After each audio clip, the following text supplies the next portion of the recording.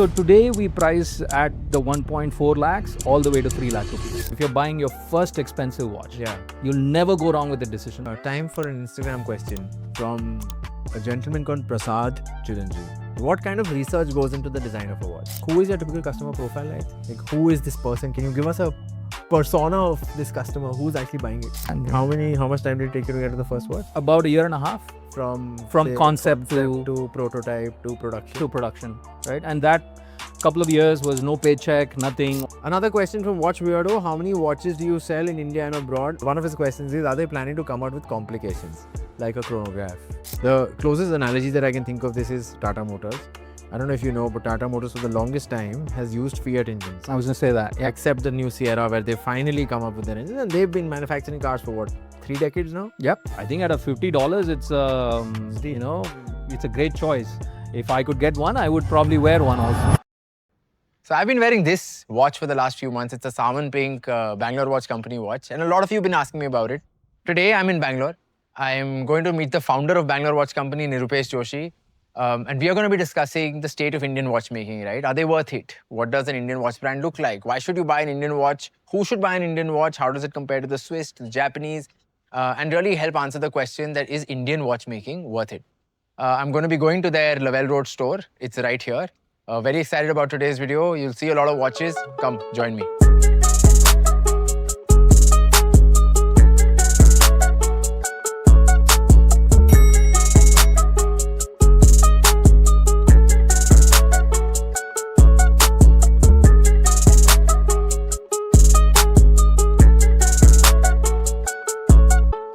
Thank you, Nirupesh, for hosting me in this beautiful space of yours.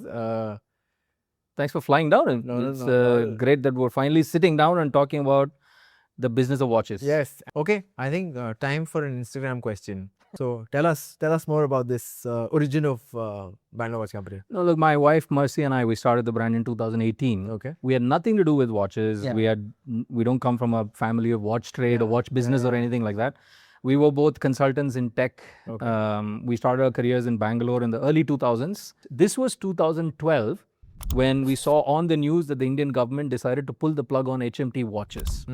If you remember the time, they said, look, we're stopping investments in HMT watches. It's not going to sustain. And we started spending a lot of time at the boutiques of luxury watch brands at the time, and we heard about HMT watches shutting down. Two things stood out to us. One was the quality of watchmaking coming from India is nowhere close to the quality of watchmaking coming from any European brand, right? Unfortunately, India has a baggage in the watch circles. They call it Mumbai Special. When you say what a Mumbai Special is, it's not the name of a train. It means that really bad quality watches coming from India. So that's the baggage we still carry to a certain extent, where they call it, this is the Mumbai Special, right? When they look at it, repainted dials, old vintage watches. So the reputation we carried was nowhere close to the kind of quality of watchmaking coming from Europe at that point. The second and most important is we realized that nobody was buying watches to tell the time anymore. Yeah. Our microwave can tell us what time it is. Our washing machine can tell us what time it is. God knows why. But you wear a watch only because there is an emotional reason to buy a watch and to wear an analog watch today. Yeah.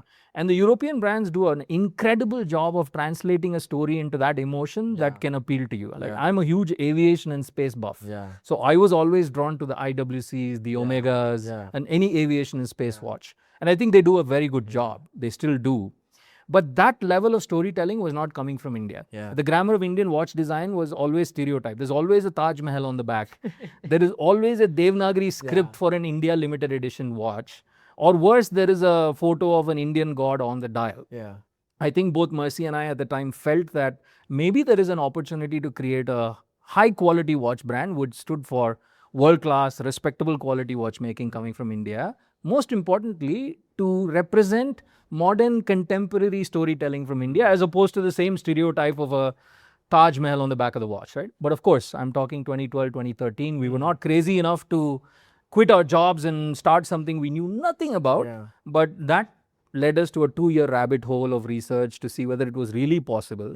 And in 2016, we actually quit our jobs, moved back to Bangalore. Where were you when? In Hong Kong. Hong Kong. We quit from there, moved back to Bangalore. Both of us quit, moved back here. Full all in, huh? Yeah, all in. Actually, all in. Invested a significant part of our life savings and started the brand in 2016, launched in 2018. So it took us a couple of years to get to our first watch. That's the backstory of the brand. How much time did it take you to get to the first watch?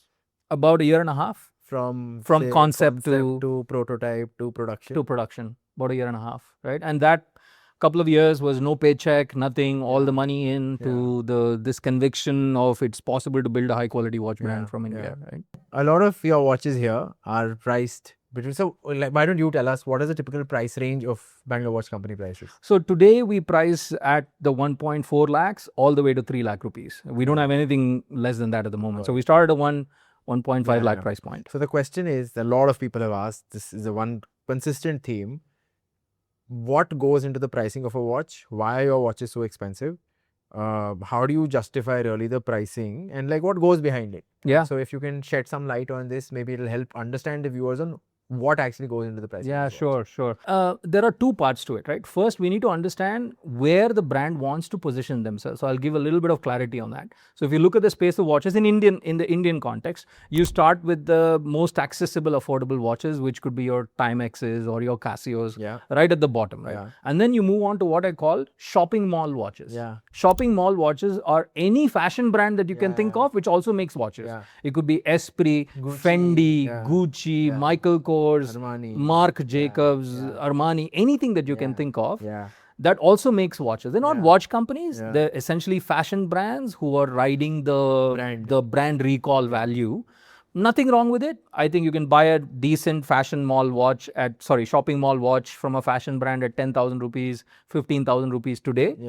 You know, they mostly run on quartz. Your friends will recognize it. Your friends are, you wearing a Michael Kors. It's good, but that's sort of the second level, right? And then people graduate from that point. Usually what we've seen is to their first serious watch. And the first serious watch is usually a Seiko or a Tissot. That's your first serious watch. And then comes the segment of what's in India called as accessible luxury or bridge to luxury. This is where your 1 lakh price point starts. And at that 1 lakh, you will find a lot of brands like Frederic Constant, Longines, Oris. This is your in that Rado, that's your that segment, right? After that gets to your actual luxury segment, which is your 2.5 lakh rupee all the way to 5 lakh rupees, right? This is where you have your Tag Heuers, you have your Bell & Ross, Breitlings, maybe some Omegas at that price point. And then 5 lakh and above. Sorry? Cartier. Look, Cartier is your 5 lakh and above. You can't buy a Cartier for less than that today.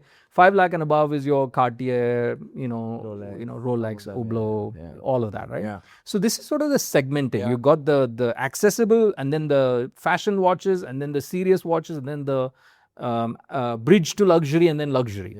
We are today operating in that the first serious watch, the bridge to luxury segment. 1.5 lakh rupee to 3 lakh rupee price point. This is where we are priced. So you're competing with the Rado, Longines in that price bracket. That's the price point where we have, and it's a very conscious decision to position ourselves at that price point. You spoke about the pricing. Now the customer, if it's this someone in the market who's in the same price bracket, like budget of 1.5 lakh, 2 lakh rupees, why should they choose a BWC over century-old Swiss brand? Like say a Longines. It's massively popular. A lot of people are veering towards it. How would you convince them, or not convince them, but how would you, where does BWC's positioning differ from say a Longines or a Rado? Yeah, fair enough. Now look, if somebody is watching this, if you're buying your first expensive watch, you'll never go wrong with the decision. Buy a Longines, buy a Tissot, buy a Rado. You'll never go wrong. It's a brilliant watch, brilliant brand, last you a lifetime. Your friends would love you for the fact that you've now upgraded to a serious watch. Do that. That's the right thing to do, right? A brand like BWC comes in only for somebody where this is not their first expensive watch, where somebody's fourth or fifth expensive watch, where they understand watches, they've got more than one luxury watch in their box, and they're looking for now something more unique, more special. Like our Cover Drive, for instance, is the only watch in the world which has a rotating bezel to track elapsed overs.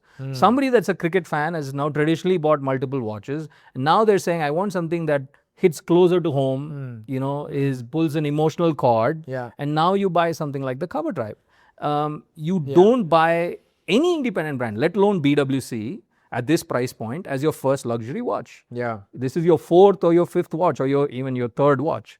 I think one of my takeaways from this is also that What you're saying is if you are in the game of signaling, because let's face it, watches are a lot about signaling as well, and you are signaling in a way that with a Longines or Rado, you're signaling to your peers, to your society at large that look, I have arrived in life, I can afford this, and so on and so forth. So if you are still in the signaling game, once you're done with the signaling game, and once you start purchasing this for yourself or for a story which is close to your heart, maybe that's when something like a BWC comes in. 100%.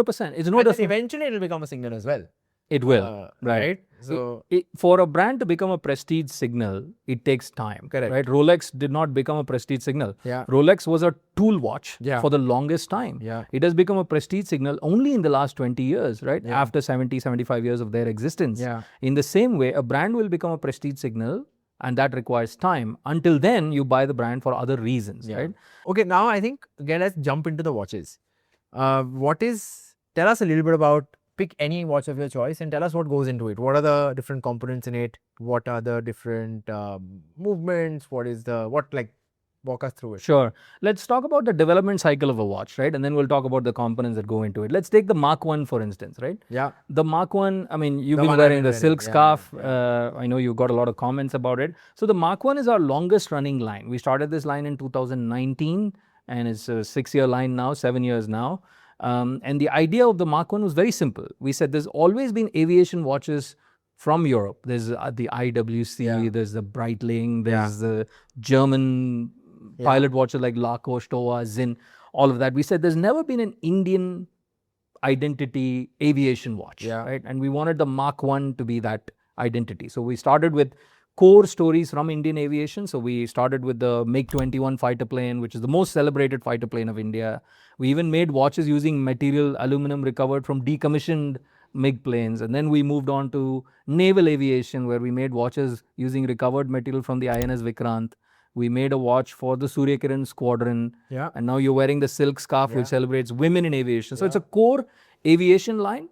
The whole line is powered by Swiss automatic movements, sapphire crystals, 316L stainless steel, 100 meters of watertight. So it's a solid watch with a very good storytelling narrative all about aviation. So first we have to start with a narrative and then decide what's the story we're trying to tell with that collection. And then we translate that story into features. Like here you have a fin flash. That's on the tail fin of the fighter planes. That's on all the watches, right? You have a crown that's shaped like the afterburner nozzle of the fighter plane. You have high intensity Swiss superluminova that glows in the dark. And it's grade A superluminova. So we use the highest grade of superluminova possible in this price segment, right? So then it translates into features, and then we pick components. There's hands, which have to be designed. The dials have to be designed and produced. The movements have to come together. Everything has to be architected to make sure that everything fits into this case design. After that design is done, we pass those design drawings from us to the manufacturing partners, who then prototype it and give it back to us. We do a fitting test to make sure everything comes together. It has to pass the accuracy tests. We have in-house watchmakers that do the assembly, testing, regulation. Once the prototype clears, then it goes to the production cycle. And the production cycle can be 6 months, 8 months, depending on the bandwidth of our manufacturing partners. So for a watch to come to life, there is at least 30, 40 different components that go into it.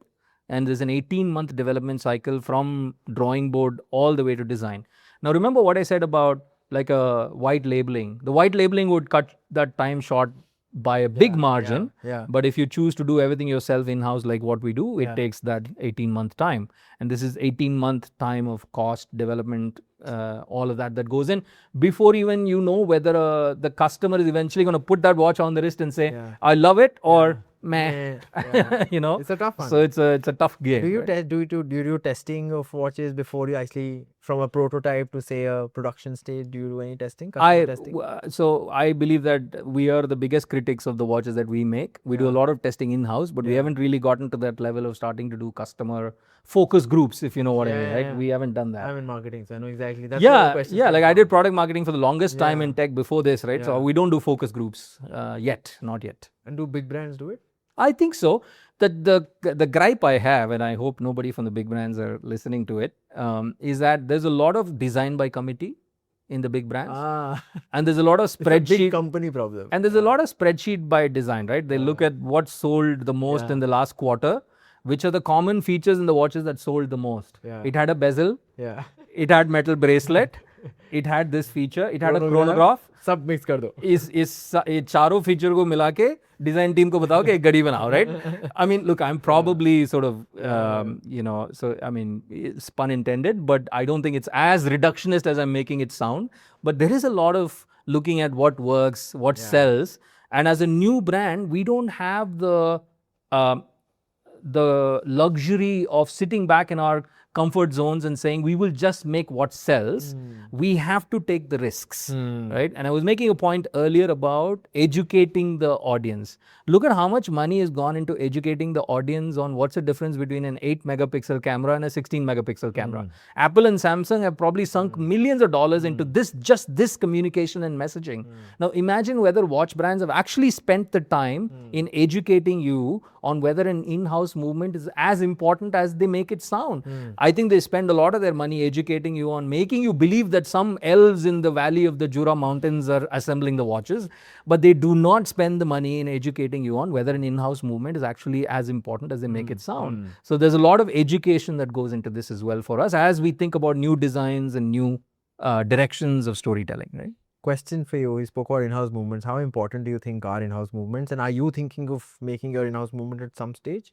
Any thoughts on that?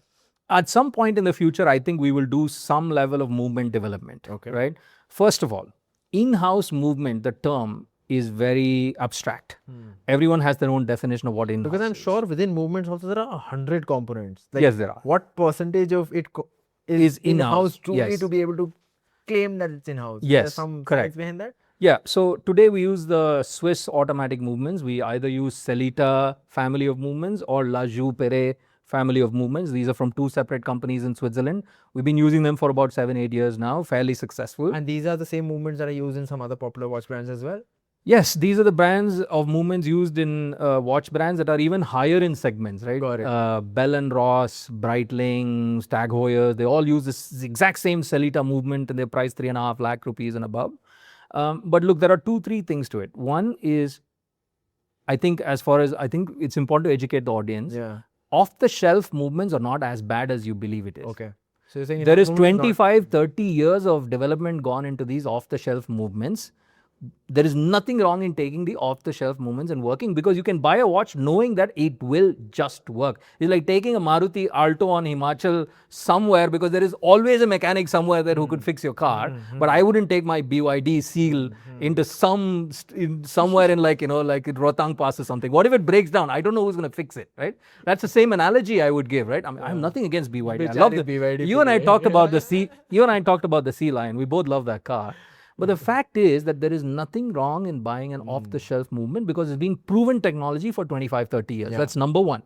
Number two, the off-the-shelf movement of Celita is not the same from manufacturer A to manufacturer B because brand A and brand B would put in different amounts of time in regulating that movement, testing that movement, and making sure that the movement comes to your wrist in a certain working condition. For instance, off-the-shelf Celita movements come with an accuracy standard of 15 seconds on the minus and 30 seconds on the plus. So it's a 45-second scale. We regulated in-house our watchmakers to plus or minus 8 seconds. So we give you a 3x better movement accuracy than what comes off the shelf. Now, many brands don't do that. Now, this requires watchmakers, this requires testing equipment, this requires regulation time on every single watch that we assemble. This is the investment we make. So this is on the point on standard movements. Now, the next point is on in-house movements, right?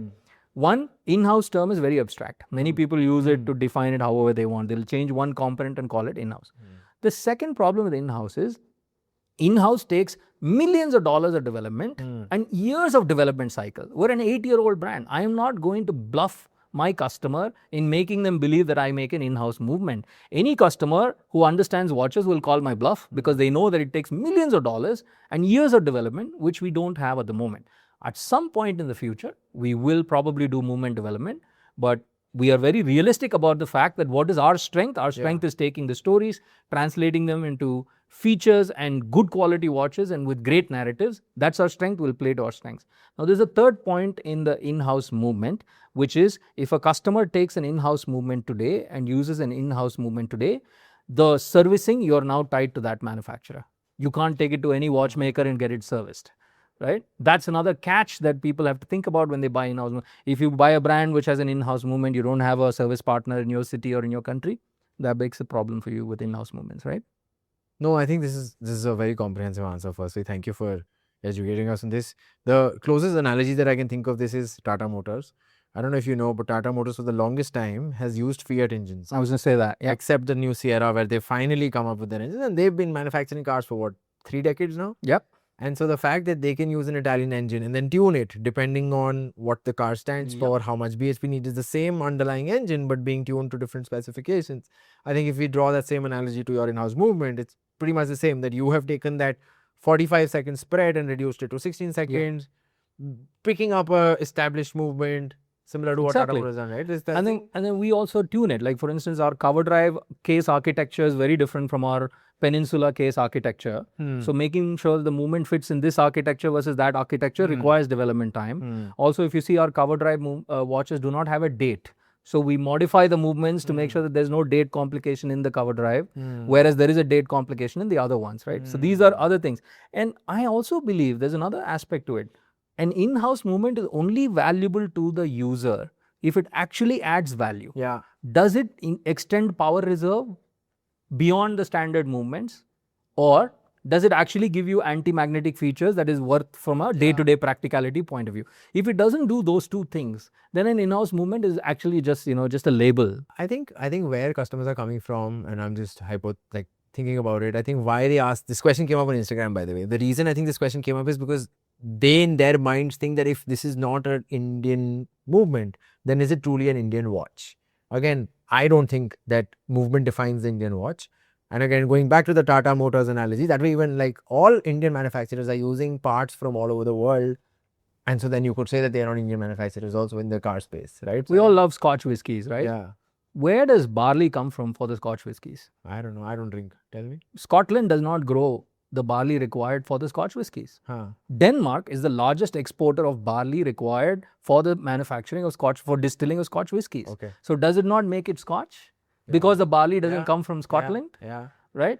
Or we all love Swiss chocolates. Where does cocoa come from? Switzerland does not grow any of it. So does it not make it Swiss? I actually bought a bag of Ladrag when I walked away from the Geneva airport. I loved it. But I know that the cocoa doesn't grow locally. So I think we have to be mature about the understanding of the origins of a product, right? As long as we understand that the imagination, the conceptualization, design, development. If I were to talk about the value of a BWC watch, vast majority value, more than the price of the components, is going in India now. We're an Indian entity contributing to Indian, we employ people here, we pay taxes here, right? So our definition of what it means to associate origins to products have to slightly adapt in today's day and age, right? Yeah, no, agreed, 100%. Okay, moving on to other questions. Nirupesh, my phone's back. I have another question for you from a gentleman called Prasad Chiranjeev. Prasad, if you're watching this, give me a comment. But okay, what kind of research goes into the design of a watch? Well, there's a lot. First, I want to establish the philosophy of design. Then we'll talk about research behind the design, right? First of all, I think I mentioned earlier that I think our vision as a brand is to produce high quality watches with modern contemporary storytelling. I am tired of seeing the same Indian designs on watches repeated for years now. An example is a Devanagari script. Another example is an Indian monument on the back of the watch. We want to make watches that can be presented to a global audience. 50% of our customers are overseas now. So it needs to be presented to a global audience, not just the Indian audience. So we need to pick themes and narratives that I believe are representative of a modern India, right? I don't want the same colonial, pre-colonial baggage story to be carried from India to the world. I want to tell the world through our watches about a modern, contemporary India that you and I have come to know. So we pick on themes that we believe are representative of a modern India. Aviation is an example. I mean, look at all the superb things that we're doing in aviation today. 15% of commercial pilots in India are women. Even in a market like America, that number is only 5%. Oh, wow. We talk about women participation in the workforce, and we are killing it in the aviation space with 15% of commercial pilots being women. Not even in America, which is now such a big aviation market. Look at what we're doing in space. We're the only country who put a lander on Mars. A rover on Mars and a lander on the moon. I think with very small budgets, we've been able to achieve so much. And I think that's an incredible achievement. So we want to tell stories from our space program. I mean, cricket's now becoming very popular. I know it's a very mass game in India, but it's becoming quite popular. 2028 Olympics has cricket. The US now has a cricket league. It's becoming very popular now as a game, and there's a global audience for cricket. And cricket's very sort of representative of the Indian spirit. Yeah. And it has been killing it at cricket for the donkeys. Absolutely. Yeah. So I think that's the space. So we want to pick areas and stories that we believe tell the world about a modern story, and that's how we pick our designs. So today we have 4 core themes. So you're saying that there are themes where India is doing well, and modern day India is doing well, punching above its weight, excelling. So that becomes like your first sort of universe of themes, and then within that does it also stem from personal passion, like a little bit of things that you're personally passionate about? 100%. Look, I mean, Mercy is we had an interfaith wedding. Mercy's Catholic, I'm Hindu, and when we lived in Seoul, South Korea, this was back in the day, people asked, are there Christians in India? Like, interfaith wedding is impossible in India. They couldn't believe that we were a couple with interfaith wedding that was living. So we've been breaking stereotypes the whole time, personally. And I also believe that it stems from that personal aspiration of wanting to break the stereotype. No, you've lived overseas, you've traveled a lot. Like we both understand the what people think when they first think of when they first think of India, right? Oh, I've gotten on that note. I've gotten so many times. I've been told this. Oh, you speak very good English for in India. Exactly. The number of times I've been said that. Exactly. Ridiculous. And I've told people that's very insulting for you to say that to me after 200 years of being. And I'm like, no. We meant it as a compliment, but no, that is not a compliment. Exactly, right? It's like us going and telling somebody with colonial history, you speak brilliant English, right? That it's so insulting for me when I hear that. But that's the point. The point comes from a personal aspiration of wanting to break stereotypes all the time. And that's what translates to the kind of breaking stereotypes in design as well in what we do. So our storytelling stems from that, right? And then you ask the question of how much research goes into it. There's a lot of research goes into it, right? For example, I'll give you a couple of examples. Yeah. One is that... Let's pick up something from here and give us an example of how the journey was. So let's talk about the Admiral. The Admiral is a watch in our Mark 1 line. Yeah. The Admiral's dial uses material recovered from the Indian Navy ship INS Vikrant, the first aircraft carrier of the Indian Navy. Yeah. Right? So we had a source that said, we have this material, could you make a watch using this? We said, we've talked about aviation for such a long time, we need to now go to naval aviation, which was the INS Vikrant. Now, we had a source who had the material. Yeah. But first, we had to test the material. So we used the NABL lab here in Bangalore to test the material, put it through electron microscopy to understand what the material is made of. And then we literally had to dig through archives of British Royal Navy, because that ship actually came from Great Britain to Indian Navy at the time, to figure out whether the material that we saw in the report matched the material that the ship was made of. Then we realized it's hardened steel. Everything, including the anchor chain, was made of British hardened steel. And we're now sitting in front of a piece of the anchor chain that's behind us. We saw it earlier. That one. Yeah. And we made a cross section of it. Yeah. And then nobody, our dial manufacturing partners couldn't figure out how to cut hardened steel and make a watch dial, because it's 1/3 of a millimeter in thickness. So there's a lot of research that goes into it. Right? This little, like all of this gray dial is... The whole dial, the face of the watch, the dial is made from hardened steel. That's a cross section of the anchor chain of the INS Vikrant, right? So the research is on the science front, on the material front, on the manufacturing front, on the fact-checking front, on the legal front, to make sure that... claim and say, yes, steel Vikrant ka hai. Yes. So there's also a certificate of authenticity that goes with it. So there's a lot of work that goes on into that. And there's also a lot of design research. For instance, our Apogee watches all carry... Apogee is this one, right? Right. Yeah. And it's quite a popular collection. They all carry meteorites that come from outer space. They carry the latitude, longitude of the Sriharikota spaceport on the dial printed there. So there's a lot of design research that goes on that translates into it. There's also material research. We now have a proprietary material called Serra steel. It's a combination of stainless steel core with a ceramic outer. Is this? That's Serra steel. Yeah. And this material is now space qualified. I told you the story of how we sent a watch on a high altitude balloon to a stratospheric flight. Huge investment in R&D, because we didn't want the Apogee to just be space inspired. We actually wanted to put it through a space flight, and it survived a space flight. So there's incredible amount of research and development that goes on into material, design, and translating that design into features of the watch. Okay, I think that brings me to my next question from Ishan01, which is why does the price vary so drastically for watches when they have similar movements across? Because you said it's from 1.4 to like 2.83, right? So what goes, and I'm assuming it goes back to your previous answer about the materials, but shed some more light on that. Yeah, so we have a very clear positioning. So first of all, our watches start at 1.4 lakh rupees, goes all the way to 3 lakh rupees. In this range, we have a core line, and the core line is usually the 1.5 lakh, 1.6 lakh. This is our core line. And anytime we do limited editions and special editions, that's when the price goes up to 2.5 lakhs and above, all the way to 3 lakh rupees. Every time we do a limited edition or a special edition, it is always with an exotic material. For example, it might either use meteorites. It can use material recovered from a fighter plane or an aircraft carrier. Or more recently, for the first time in the world, we've captured carbon from the atmosphere and turned it into a watch dial. No watch brand in the world has ever done something like this. This one. And that's the carbon from our Peninsula line. The amount of research and development. So we work with a Bangalore-based material research company who are experts in taking captured carbon and turning it into construction materials. But how do you take that raw material and turn it into a watch dial? That's 1.5 years of research.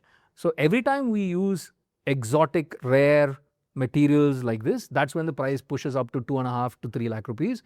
Otherwise, the core collection is always at 1.4, 1.5 lakh rupee price point, right? I think that's a pretty clear answer. That the material cost and the material R&D is why. Yeah, definitely. That makes right? sense. Definitely. Okay, next question is on, there's a channel, I don't know the name, but it's called The Watch Weirdo. He's asked a lot of questions, but one of his questions is, are they planning to come out with complications like a chronograph? Any thoughts on that? Look, we operate with 3 principles in the brand. The first principle is, don't try to gussaify a story into a watch just because the design is good. We never do that, right? So we will not come up with artificial, abstract complications simply because we need to make a complication to prove our worth, right? We have sent a watch to space. So I can guarantee you that making a chronograph is not complicated as sending a watch to space. We have not done a chronograph simply because we haven't found a story that is fitting enough to warrant a chronograph complication on the watch. When we find a story, I am sure we will absolutely make a chronograph watch. There you go, Watch Weirdo. You have your answer. I think on chronographs is an interesting space, right? Because typically, like we were discussing earlier, cars racing is what is associated with the chronograph. I feel like there's something there as well where you should make a story, if I may. You should think about cars into watches as a intersection. Not because I like both, but also because I feel like the underlying audience is pretty similar. And India is now sort of starting to hold its own in the car world as well, right? Like Mahindra, Tatas of the world are now giving a run for the money to the Germans and the Chinese. So I feel like there's something there for you to explore, and maybe then a chronograph would come in. Oh, sure. Look, an automotive line is something we've been thinking about for a while now. There are some ideas that I'm not at liberty to share right now, but yeah, something might be in the works there. Amazing. Yeah. Okay. Another question from Watch Weirdo. How many watches do you sell in India and abroad? You can refuse to answer this question, but you can answer it in your way. But yeah, I think. No, look, I mean, we make about 1,000 watches a year today. Okay. That's as much as what I can say, right? Okay. 50% of our customers are overseas. Okay. And this 50% is a good mix of both Indian customers as well as people of non-Indian origin. Yeah. But yeah, 50-50. We have 50% customers here, about 50% overseas. And who is your typical customer profile like? Like, who is this person? Can you give us a persona of this customer? Who's actually buying it? No, look, I think it's the marketer in me want to bring the demographics. Yeah. But I'll give you some stories. Yeah, stories are better. Yeah. Investment banker in New York City, played gully cricket in Bandra. Okay. Loves the cover drive. Yeah. Right? He's already got, you name it, a Rolex, Sub, JLC Reverso, Panerai. He's seen it all. Yeah. But he wears the cover drive on a daily basis because it takes him back to his younger years in India where he played gully cricket. Got it. Classic story of somebody who's buying a BWC. Going back to what I said about, this is not your first expensive watch, this is your third or fourth or fifth watch. Another gentleman in Palo Alto who now works in tech, but his father worked for the Air Force, right? Every single morning he wakes up, he remembers his father is no more, unfortunately, right? Rest in peace. He remembers his father waking up every morning, putting on that crisp blue uniform to go to work, and he was in the Air Force. And the officer's blue is one watch that he doesn't leave his house without. And he's got other watches in his box. He's got a Rolex, he's got an Omega, he's got a, what you name it, a Cartier. But he picks up the officer's blue and puts it on because it gives him so much emotional connection. There's another guy who works in Houston. He works for NASA, but he wears our Apogee, right? He's a space engineer. He's a rocket engineer, but he wears an Indian space qualified watch on his wrist because he thinks that that is so fitting to the work he does and a connection back home. These are the kind of people that buy our watches. Like I said, a microwave can tell you what time it is. You buy these watches only because there is strong emotional connections. Yeah. And this is typically somebody's third or fourth or fifth watch. Right? Yeah. No, very inspiring stories. Okay, next question from Ravi Pratyush. Why are you not offering anything in the affordable 10 to 15K category? No, look, I love that price point because it's so easy. It's a good entryway, right? We talked about the stacking up, and unfortunately, at that price point, you only find these shopping mall fashion watches. There's nothing wrong with them, but of course, you don't find serious watches in that price point. Look, as a small brand, as a brand that's only 8 years old with a small team, our team is 12 people. My wife, Mercy, she runs the operations. I talk, she runs the business. That's what I say. We have to be really careful about where we spend our time. All our focus right now is to hold on to this price point, this customer segment, and that's where we want to stay focused for the next few years. There may be an opportunity in the accessible entry-level price point, but that is not a focus for us now. On the positive side, I do see a lot of new brands coming up that want to play that game, and it's exciting to see a lot more. I think now, Pratyush has a lot more choices now than he did 3 years ago because there are other brands that are entering in that price point. On a follow-up on that price point, there's a new watch which has just come out, which is the DWC Terra. Looks very interesting. Any thoughts on that? I love the design. I think it's very original. It's something that the world has not seen. And I wish more and more watches come with that original, refreshing, modern, contemporary design and let go of the stereotypical designs, right? I love that. It's a Carabiner-inspired watch. Yeah. I think at a $50, it's it's a great choice. If I could get one, I would probably wear one also, right? I think it's a cool watch. Cool. I think that pretty much brings us to the end of the questions. But I'm here and I have these beautiful watches in front of me. So why don't we see the boutique and see some watches? 100%. And also these like rare materials and stuff. Like I'm quite enamored by this. I've never seen a meteorite in real life. I'll give you a tour of the house. Let's do it.